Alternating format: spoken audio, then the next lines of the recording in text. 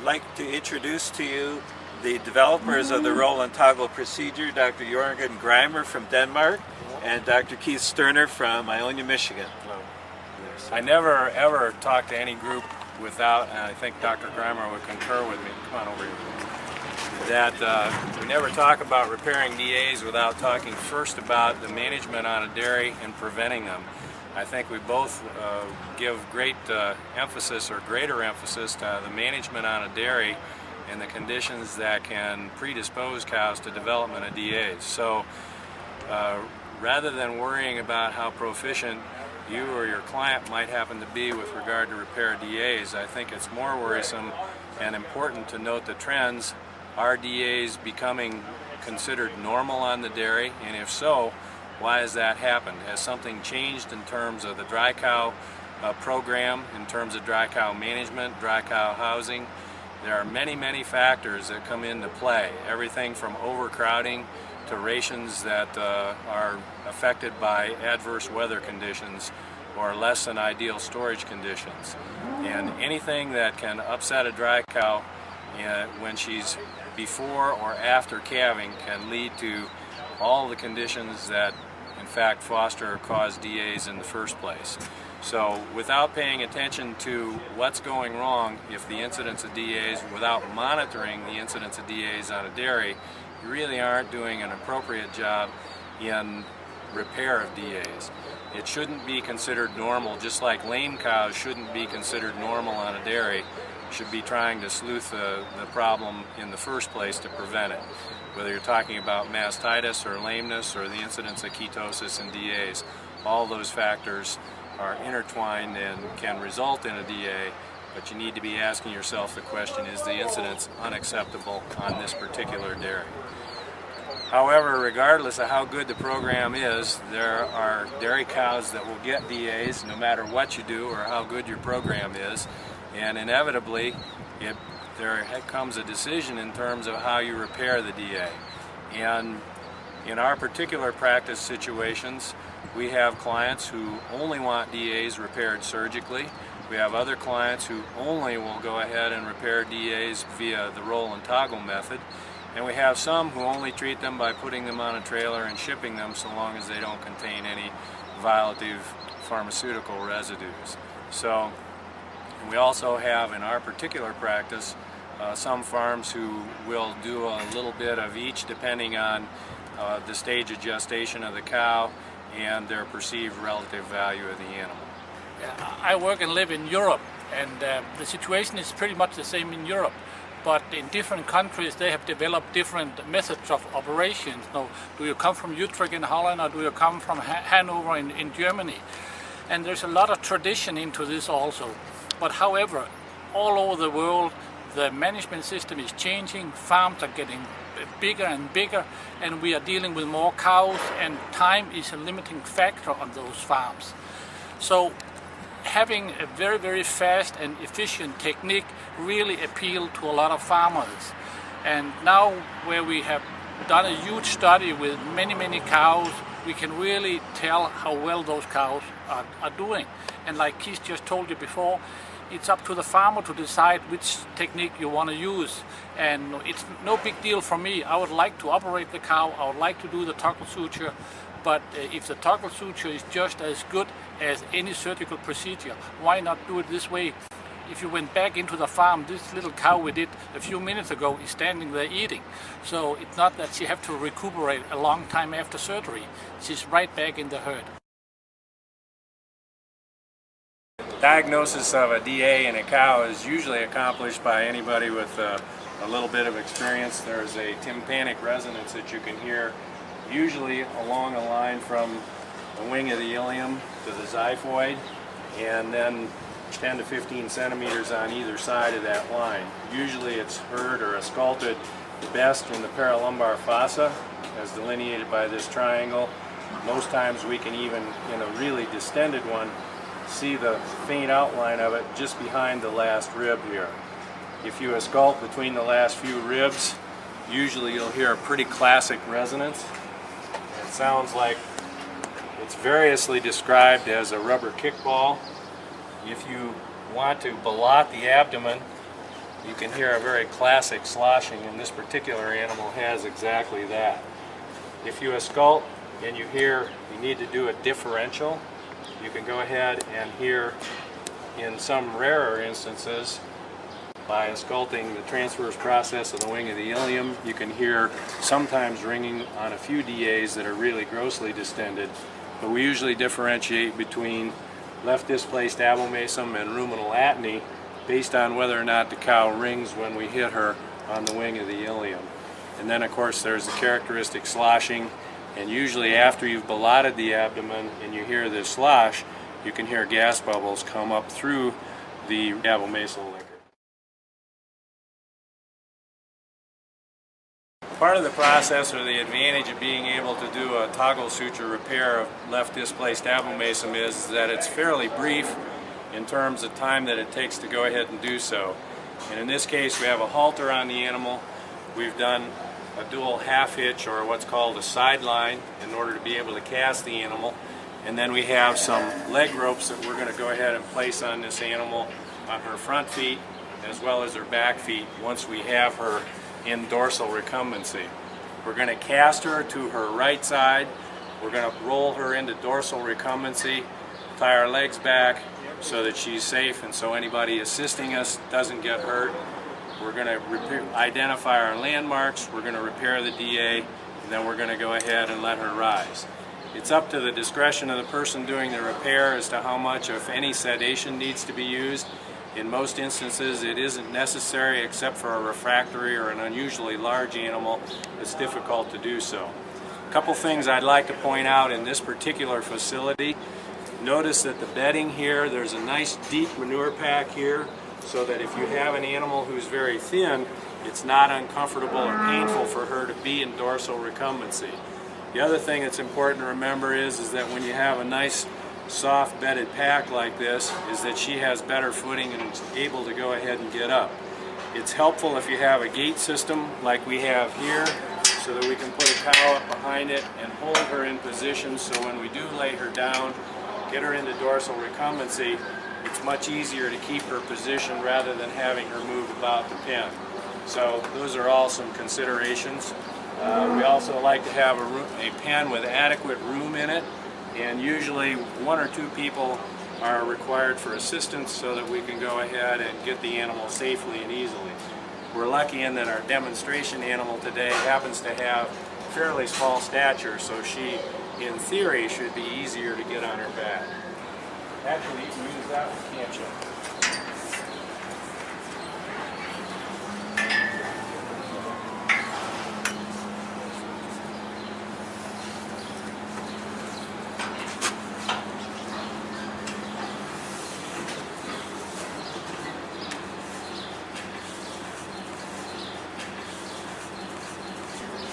One of the things we like to do is give the cow enough halter room so that when we lay her down, we have enough room to roll her over with some degree of ease.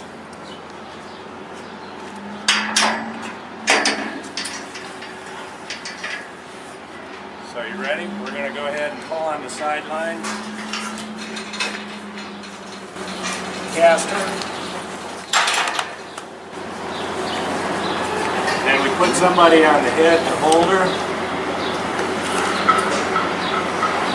Some people like to tie both rear legs separately. I prefer the separate. Some people like to go ahead and put both legs together.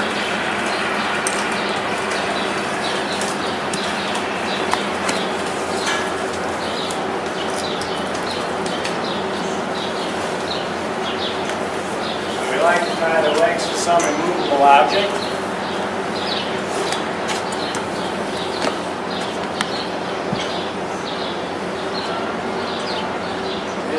Nice sturdy stanchion. Roll a little rest into it.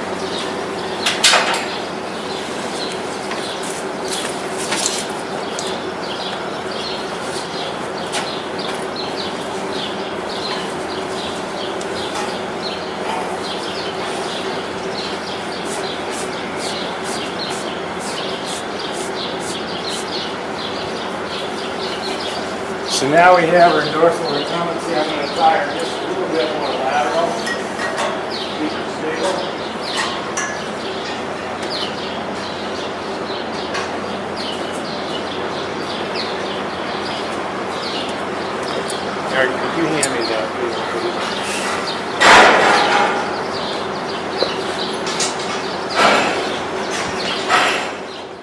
noticed that I had to go get my pail, but a lot of times, since you can't predict just where the cow's going to lie down, it's good to have it out of the way where it can't be spilled or damaged.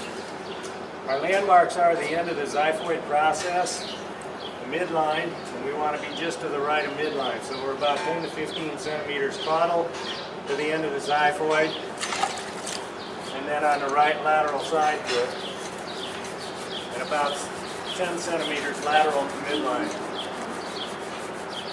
You notice that we have this cow now where she can't kick any of my assistants, and most importantly, she can't kick me, selfishly. I usually like to clip or scrub with some povidone, betadine solution, clean the operative area.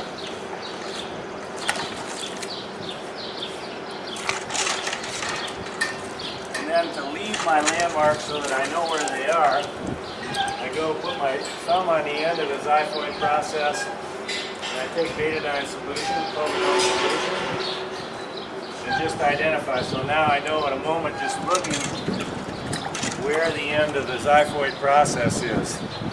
Then I take the toggle suture trocar and cannula, put it in the base of the handle. Always make sure that the push rod is inserted fully down the lumen of the needle because it gives it greater strength and stability. Place it between your index and middle finger and butt it up against the palm of the hand. It's fairly ergonomic this way. This next step is really quite important in terms of successfully perforating the abomasum, and it's to put some weight on the abdomen just ahead of the udder. And I usually put all my weight on there. You can actually see her bulge up. So I've identified about 15 centimeters posterior to the end of the xiphoid, now lateral about 8 to 10, and you can scope and hear the same sound. In this case it's really very loud, just like it was when we were listening to her earlier, diagnosing it. So we're going to go ahead and perforate quickly.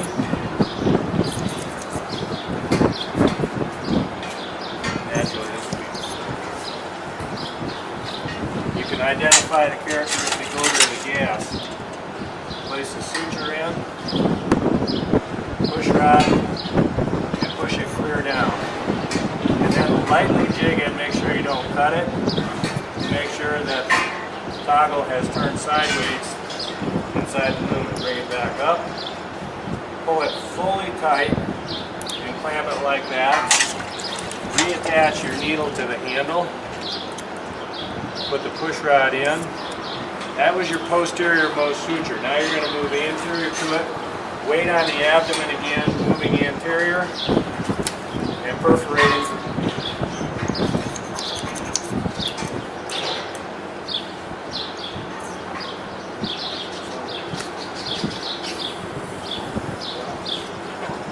That gas.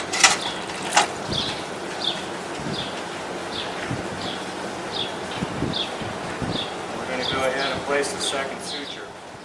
Now at this point it's important to get as much gas out as you can. That goes ahead and puts less tension on your sutures. It also helps to go ahead and make sure that you have less leakage around your suture itself. So you can see fluid here. If you collect this fluid, naturally I didn't bring my pH meter. I have it, but I didn't bring it. You can see the fluid. And you get down to the fluid, and if you're unsure at all as to whether or not you're in the abomasum, you can check the pH, and the pH should be between 2 and 4. At this point, again, you're just going to lightly pull on this, remove the trocar and cannula, and clamp it so that it's tight. Now you know that the abomasum is right tight against the abdominal wall. And many times, some people like to put a stint on, and you can place it based on how far apart you put the sutures. On this particular farm, they don't care to have a stint on.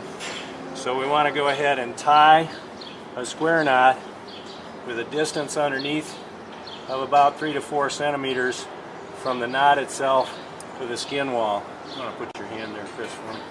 Thank you. So you can draw it down like this and put your first knot on. Thank you. Tie it. And because this is aramid fiber and it's relatively slippery, we like to go ahead and put a number of knots on. Then when I'm done, usually we'll go ahead and pull it tight. Cut the sutures and roll her on overclockwise. At this point, any follow-up medication in some cases has already been given. Sometimes we go ahead and give follow-up medication, long-acting beta-lactam antibiotics. We release the animal. We also treat for any concurrent conditions such as ketosis, metritis, what have you. In this case, on this dairy, this cow's already been medicated ahead of the procedure. That's it. So we're going to pull her over onto the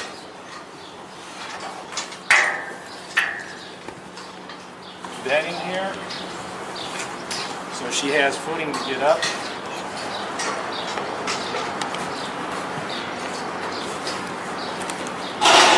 She rolls up, and she's able to walk off, none the worse for wear.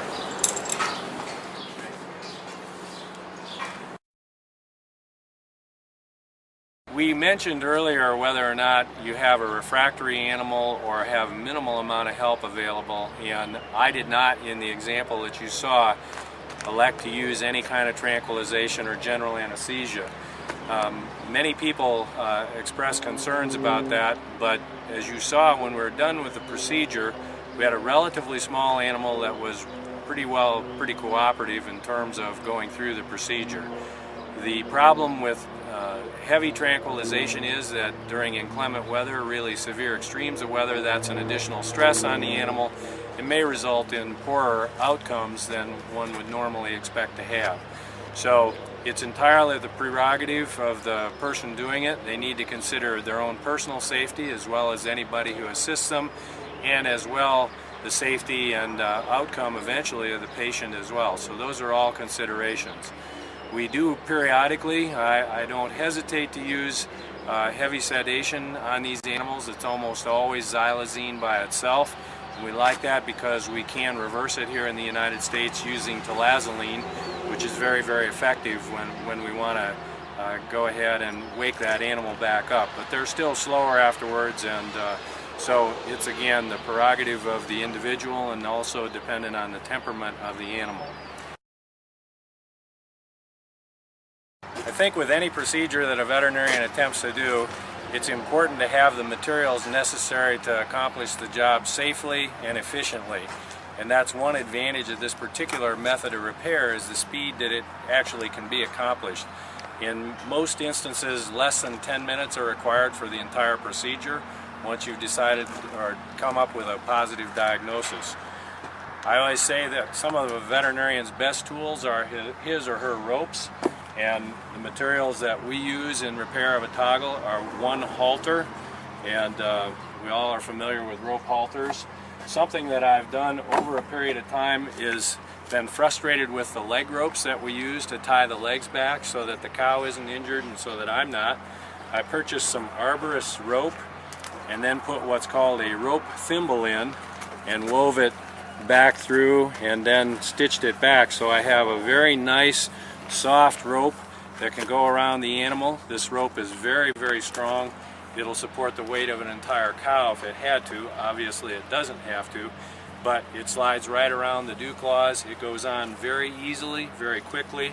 With the rope thimble, it keeps from wearing itself. And as you get older and you start getting repetitive motion damage from large animal practice, it's nice to have a rope that's soft and supple and lends itself very readily to being tied in knots.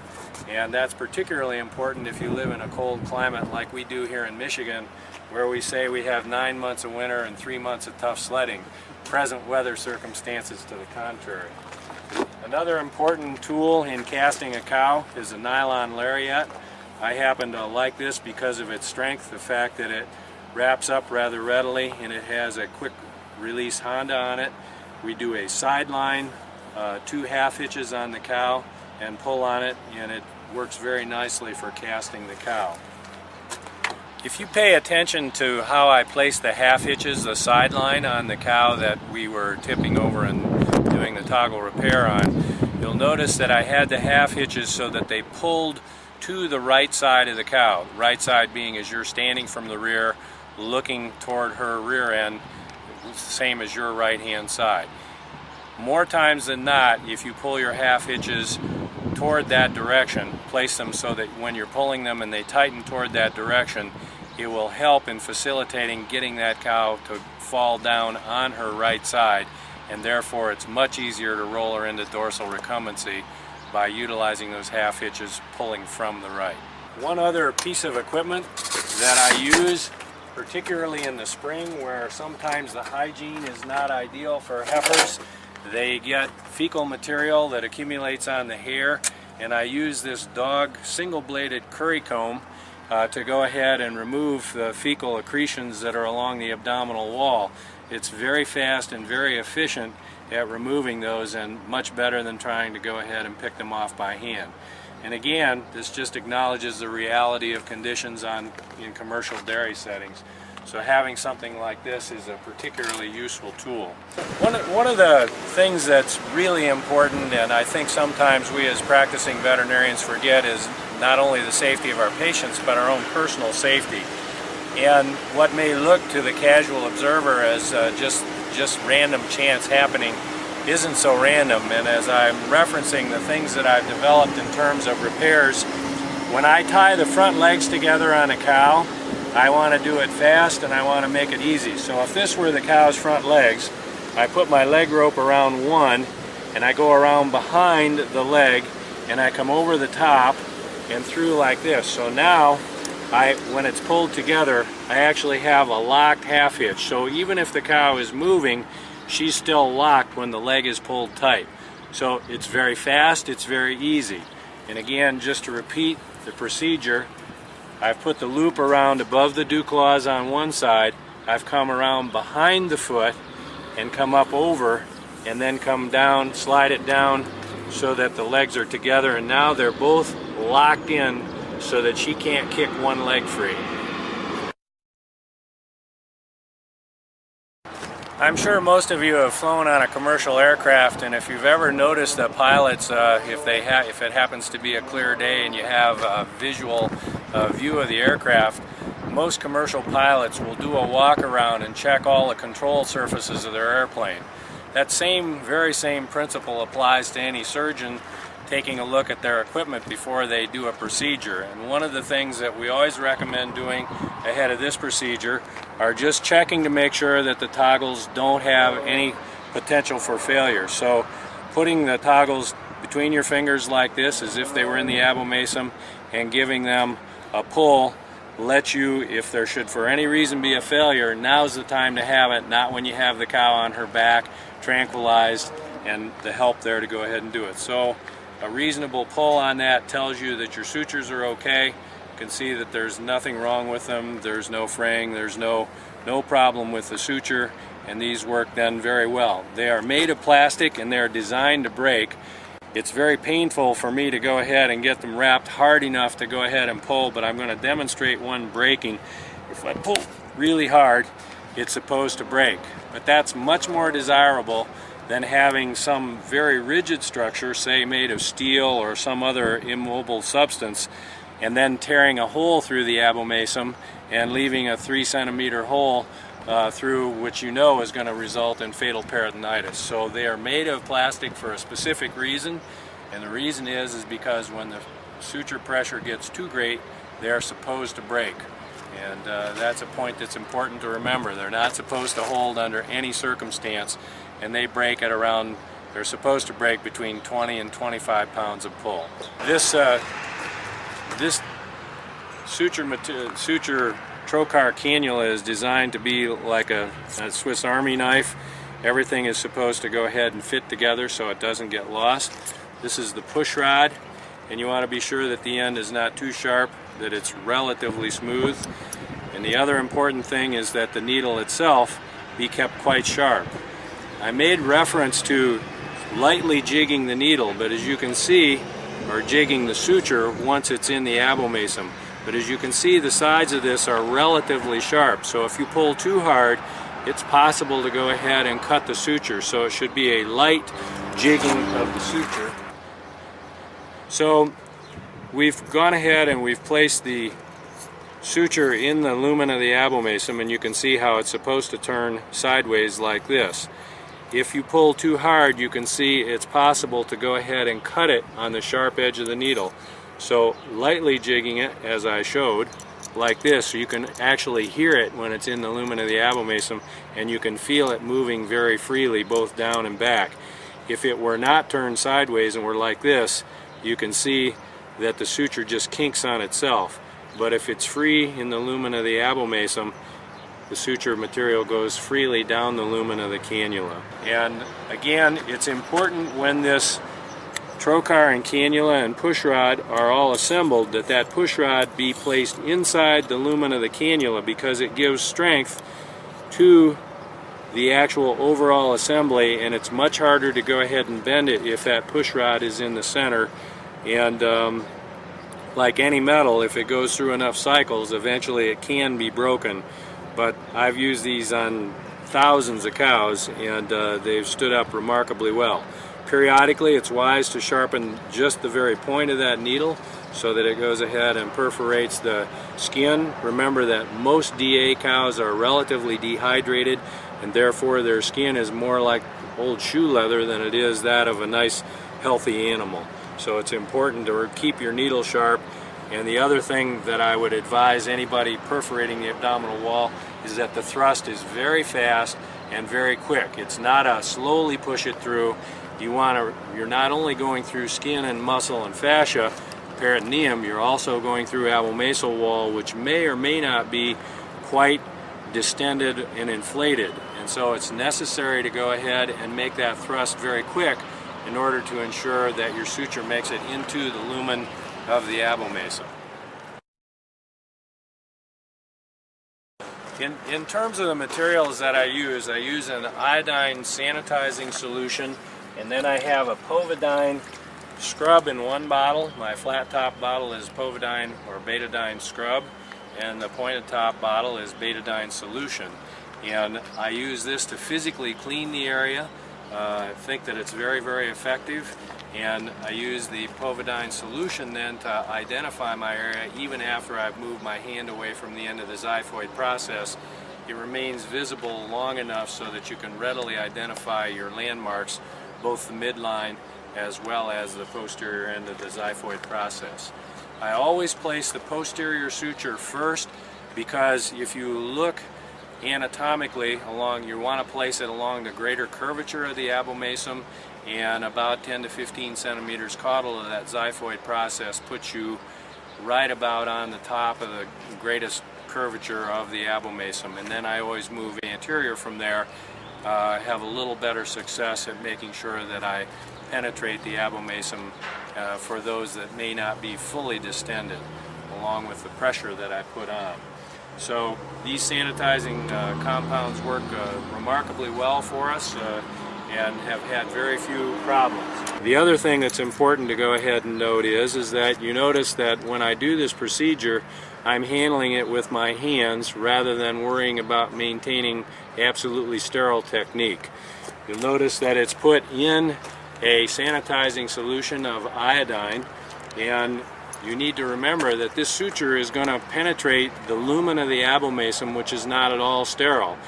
You're putting a hole in the abomasal wall that's about 3 millimeters in diameter, 4.5 millimeters actually in diameter, and so there's going to be some leakage of abomasal contents. So even if you were completely sterile placing the suture in, there's going to be some leakage, so your sterility is ruined by the very nature of the procedure itself. So for those who might be concerned that that's an issue, not to be too concerned.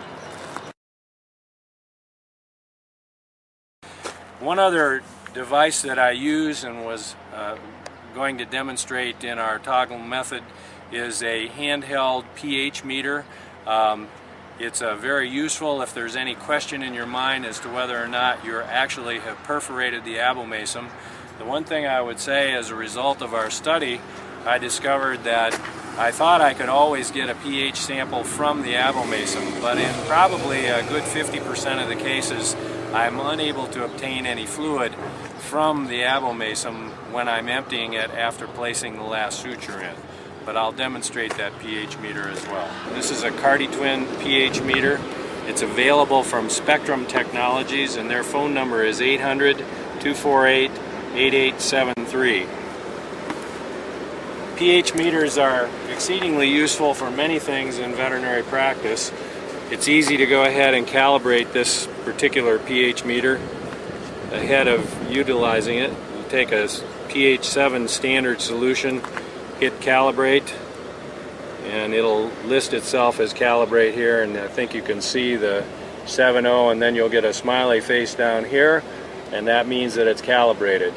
And very quickly, if you get just a drop or two of abomasal fluid, you can tell from the pH. And I've actually cut a couple of sutures that for whatever reason didn't manage to make it into the abomasum, but clearly were in the lumen of the rumen because the rumen pH was 6.2. So you know you can't possibly be in the abomasum if the pH is that high. The other thing I might add, is surprising how many pHs are actually at 1 or slightly below 1, and much lower than I've read them to be in the in most textbook references in terms of normal physiology.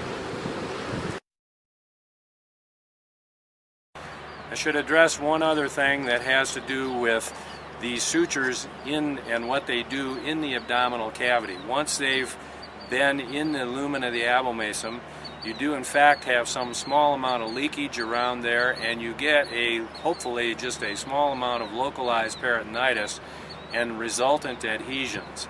It is not terribly unusual after a long period of time to see a suture, a toggle, actually hanging free outside the abdominal cavity, outside the skin. I've taken any number of pictures of them. The cow's doing perfectly okay, eating and acting perfectly normal. What's happened, for whatever reason, it has worked its way back out, and there's still a stalk of adhesion that goes ahead and holds that abomasum in place. Some people like to cut their sutures after, regardless of surgery or toggling.